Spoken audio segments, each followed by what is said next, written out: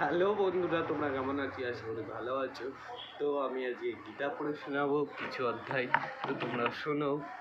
এক হচ্ছে জীবনের শান্তি মূল উদ্দেশ্য গীতার। আর জীবনে মূল উদ্দেশ্য হচ্ছে ভক্তি।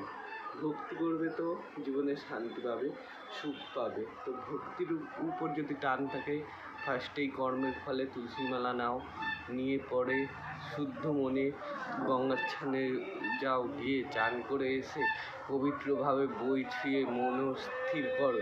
স্থির করতে গেলে রোজ বইটা পড়ো, গীতা অধ্যায়গুলো বোঝো, গীতার মানে বোঝো। কি আমরা একটা হিন্দু হয়েও কি আমরা পিছিয়ে আছি না মুসলিমদের থেকে? ধর্মটা কিন্তু শ্রেষ্ঠ, আমাদের সনাতনী ধর্ম শ্রেষ্ঠ। তো তোমরা তো মানো, তাহলে আমরা কেন পিছিয়ে আছি? শুধুমাত্র ওরা 5 ওয়াক্ত নামাজ পড়ে আর আমরা পড়তে পারি না। আমরাও চলো না ওরকম শুরু করি, আমরাও মনোযোগ দিয়ে চালু করি আমাদের নতুন ভালোবাসার গীতা অধ্যায়। আমি তো বলছিলাম আমি স্কুল খুলেছি, সেই স্কুলে আজকে কিন্তু কোনো ছাত্র আসেনি বলবো না, এসছে, পড়েছে, বুঝেছে, কিন্তু তোমরা কিন্তু এখন আসোনি গাইস। তো তোমরাও চলে এসো, নাম্বার তো আছে দেওয়া মনে হয়, তো ওই নাম্বারে ফোন করে চলে এসো। তো একটা লাইন বলি, ঠিক আছে? সুরজিৎ পাল 2023-এ খুলেছিল গীতা স্কুল।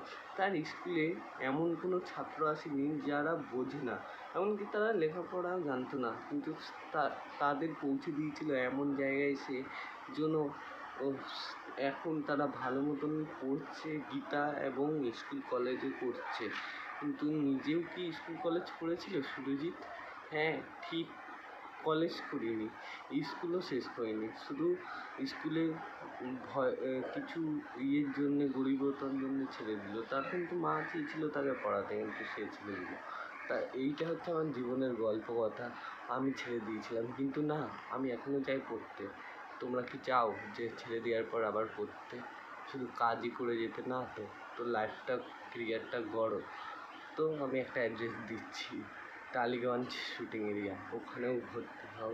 মাসে 12,000 13,000 টাকা মায়না, ভর্তি হতেও 12,000 টাকা নেয়। তো ভর্তি হয়ে যাও, শুটিং করো, কেরিয়ার গড়ো।